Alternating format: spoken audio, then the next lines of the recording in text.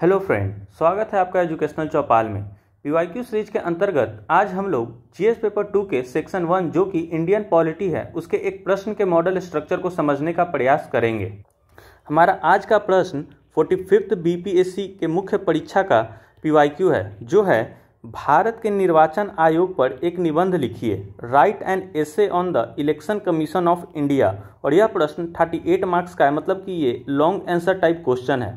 तो हम लोग इस पर विस्तृत चर्चा करते हैं कि इसमें क्या क्या लिखना है। तो सबसे पहले हम लोग बात करते हैं इंट्रो की, अर्थात भूमिका की। तो इसमें भूमिका में क्या लिखा जा सकता है, तो हम लोग जो कि हमारा कीवर्ड है इलेक्शन कमीशन, उसी को एक्सप्लेन करते हैं। तो the election commission is a permanent and independent body established by the constitution of India directly to ensure free and fair election in the country. चुनाव आयोग एक अस्थायी और स्वतंत्र निकाय है जिसकी स्थापना भारत के संविधान द्वारा देश में स्वतंत्र और निष्पक्ष चुनाव सुनिश्चित करने के लिए की गई है। तो आप भी इसी तरह से एक स्टैंडर्ड इंट्रो इलेक्शन कमीशन से रिलेटेड तैयार करके आप लोग इसमें यूज कर सकते हैं। अब हम लोग बात करते हैं प्रश्न के मुख्य भाग पे। तो सबसे पहला इसमें जो हेडिंग देंगे वो है कॉन्स्टिट्यूशनल प्रोविजन, संवैधानिक प्रावधान। तो जैसा कि आप लोगों को पता होगा कि इलेक्शन कमीशन हमारे संविधान के भाग 15 मतलब पार्ट 15 में आर्टिकल 324 से 329 के बीच में इसके बारे में बताया गया है। तो आपको लिखना है कि कॉन्स्टिट्यूशनल प्रोविजन में आप सिंपली लिख देंगे पार्ट 15 आर्टिकल 324 टू 329। उसके बाद इसके कंपोजिशन की बात करें तो कंपोजिशन आपको लिखना है जिसमें 1+2 करके आप ऐसे लिखेंगे और यहाँ पे नीचे CSC और C लिखेंगे, जो CEC इंडिकेट कर रहा है चीफ इलेक्शन कमीशन और सी इंडिकेट कर रहा है इलेक्शन कमीशन, मतलब मुख्य चुनाव आयुक्त, और यहाँ पे 2 चुनाव आयुक्त होते हैं। उसके बाद appointed by president of India, मतलब कि जो चीफ इलेक्शन कमीशन और इलेक्शन कमिश्नर होते हैं उनका जो नियुक्ति करते हैं वो भारत के राष्ट्रपति के द्वारा किया जाता है।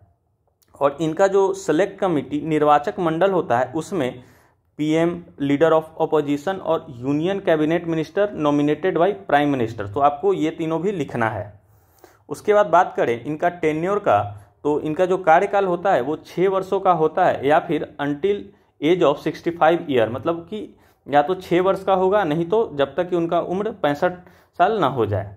और फिर जो ये अपना रेजिग्नेशन इस्तीफा है वो प्रेसिडेंट को सौंपते हैं। और इनके हटाने का जो प्रक्रिया है, तो जो चीफ इलेक्शन कमिश्नर होते हैं उनका हटाने का प्रक्रिया है जैसे उच्चतम न्यायालय के जज को हटाया जाता है, लाइक द सुप्रीम कोर्ट जज। और जो इलेक्शन कमिश्नर होते हैं उन्हें हटाने का प्रक्रिया है require the recommendation of chief election commissioner. Chief election commission की सिफारिश पे इलेक्शन कमिश्नर को हटाया जाता है। तो आप लोग सिंपल यही लिखेंगे, आपको यहाँ पे पूरा प्रोसेस लिखने की आवश्यकता नहीं है।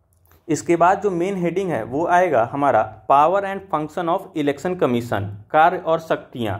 तो इसके अंतर्गत जो पहला हेडिंग देंगे वो है एडमिनिस्ट्रेटिव फंक्शन, प्रशासनिक कार्य।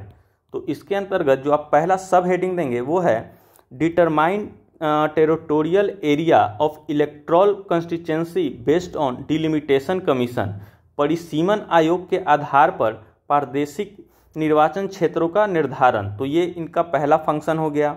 फिर दूसरा है revise electoral rolls and register all eligible voters, मतदाता सूची को संशोधित करना तथा सभी पात्र मतदाताओं का पंजीकृत करना, इनका दूसरा फंक्शन हो गया।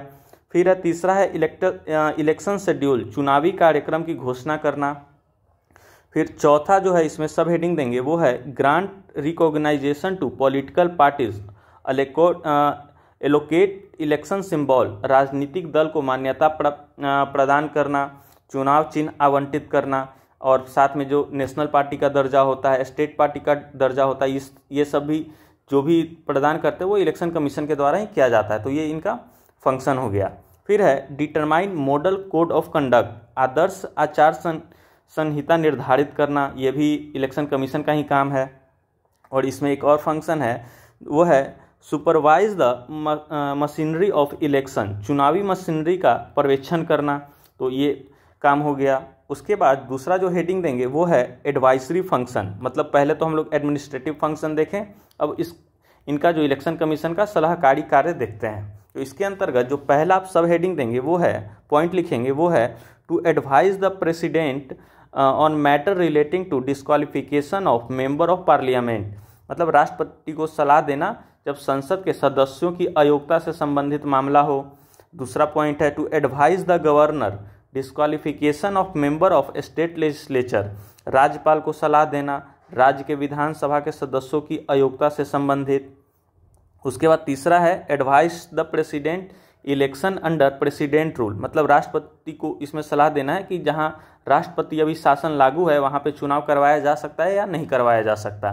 तो ये भी सारा काम इलेक्शन कमीशन का ही है। उसके बाद जो तीसरा है इनका पावर की बात करें तो ये क्वासी जुडिशियल फंक्शन, अर्ध न्यायिक कार्य है। तो इसके अंतर्गत जो पहला इसका पावर पॉइंट है वो है to act as court for setting dispute related to granting recognisation political parties allotment of election symbol, मतलब कि राजनीतिक दलों को मान्यता प्रदान करने, चुनाव चिन्ह आवंटन करने से संबंधित विवादों के निपटारे के लिए न्यायालय के रूप में ये कार्य करता है। तो ये इनका जुडिशियल पावर हो गया या फंक्शन कहें तो।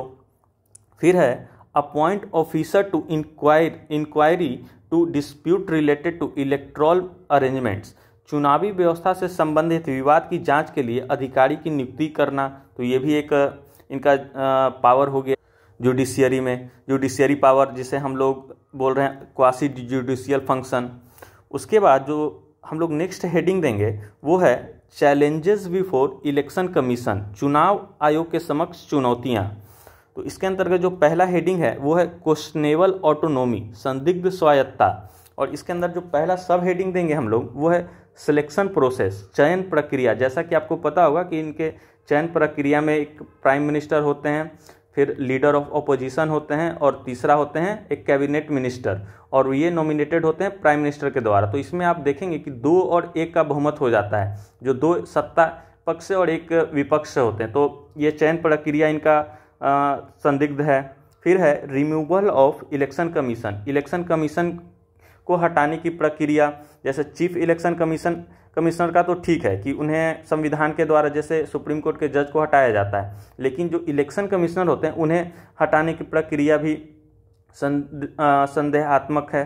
फिर है पोस्ट रिटायरमेंट एम्प्लॉयमेंट, सेवानिवृत्त के बाद की सेवाएं। मतलब कि आप देखेंगे कि आजकल हो क्या रहा है कि जितने भी ये सब ऑफिसर्स हैं जब रिटायर होते हैं तो उन्हें राज्यसभा में मनोनीत कर दिया जाता है, तो इनके स्वतंत्रता पे सवाल खड़े करता है। फिर दूसरा इसमें है ऑपरेशनल इशूज, परिसंचालन संबंधित चुनौतियां। तो इसके अंतर्गत जो पहला सब हेडिंग आप लोग लिखेंगे वो है लिमिटेड पावर, सीमित शक्ति। मतलब कि इलेक्शन कमीशन के पास बहुत ऐसी शक्तियां जो सीमित है, जैसे कि किसी पार्टी को डी रजिस्टर करना। फिर है इलेक्टोरल रोल मैनेजमेंट, मतदाता सूची प्रबंधन, इसमें भी बहुत ज़्यादा कुप्रबंधन होता है, जैसा कि अभी विपक्ष के द्वारा आरोप लगाया जा रहा है। फिर है इलेक्शन माल प्रैक्टिस, चुनावी कुप्रथाएं, जैसा कि क्रिमिनलाइजेशन का बढ़ना, ये सब भी चुनाव आयोग के सामने बहुत बड़ा चुनौती है। फिर है सिक्योरिटी कंसर्न, सुरक्षा संबंधित चिंता, जैसे पहले के टाइम में बूथ कैप्चरिंग हो जाता था, अभी भी कुछ कुछ ऐसा प्रैक्टिस हो रहा है बहुत सारे स्टेट्स में, तो ये भी उनका एक चुनौती है। फिर है इसमें social media and disinformation, social media एवं गलत सूचनाएं, बहुत सारी गलत सूचनाएं चुनाव आयोग के लिए फैला दिया जाता है, जिसके कारण चुनौतियों का सामना करना पड़ता है चुनाव आयोग को। उसके बाद है पॉलिटिकल इंटरफेरेंस, राजनीतिक हस्तक्षेप। इसके लिए तो आपको बताने का जरूरत नहीं है कि कैसे सत्ता पक्ष में बैठे लोग चुनाव आयोग का गलत उपयोग करते हैं। फिर है टेक्नोलॉजिकल चैलेंज, तकनीकी चुनौतियां। तो अभी जैसा कि day by day technology develop हो रहा है, तो इलेक्शन कमीशन के सामने भी बहुत तरह की चुनौतियां हैं तकनीकी से संबंधित, उन्हें अपग्रेड करने के लिए।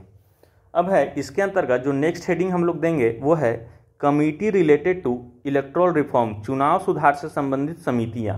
तो इसमें जो सबसे पहला समिति है वो है तारकुंडे कमेटी, जो 1974-75 में बना था और अपना रिपोर्ट पब्लिक किया था।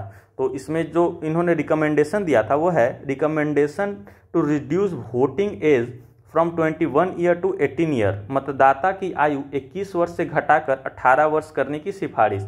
ये तारकुंडे कमेटी का सिफारिश था। उसके बाद है Dinesh Goswami committee on electoral reforms 1990, और इन्होंने जो रिकमेंडेशन दिया था वो था use of electronic voting machine, EVM का यूज करना, चुनाव में ईवीएम का प्रयोग करना।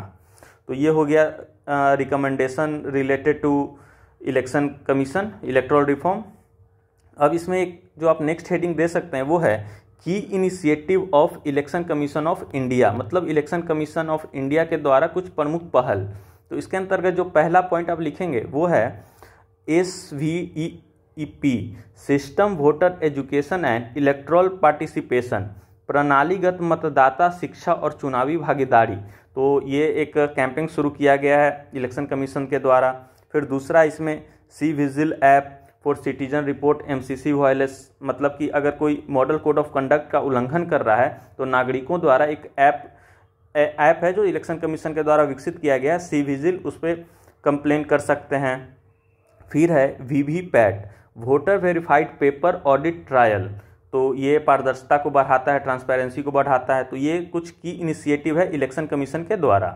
अब हम लोग बात करें वे फॉरवर्ड की, आगे की राह की, तो इसमें आप पहला जो सब हेडिंग दे सकते हैं वो है increase power of election commission, मतलब चुनाव आयोग की शक्तियों को बढ़ाना जिससे कि ज़्यादा ट्रांसपेरेंसी आए।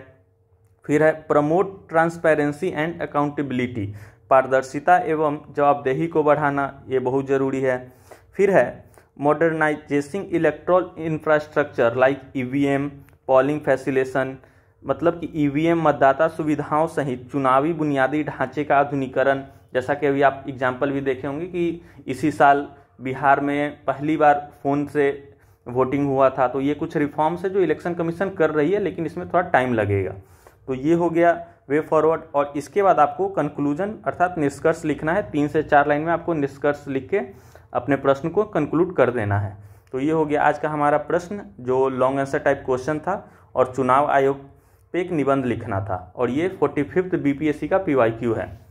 इसमें आप लोग एक चीज़ और कर सकते हैं कि ये निबंध के फॉर्मेट में भी आप लोग इससे लिख सकते हैं। ये तो हम लोगों ने हेडिंग सब हेडिंग के फॉर्मेट में लिखा, आप लोग इसको निबंध फॉर्मेट में भी लिखेंगे तो कोई दिक्कत नहीं है, लेकिन साथ में आप लोग डाटा वगैरह यूज करेंगे और सभी जितने भी इसके प्रोस्पेक्टिव हैं, जितने भी हेडिंग सब हेडिंग है, उसे आप लोग उसी में इंक्लूड करते हुए पैराग्राफ वाइज करके आप लोग कंक्लूड कर सकते हैं। तो फिर मिलते हैं इसी तरह के नेक्स्ट वीडियो में, तब तक के लिए धन्यवाद। जय हिंद।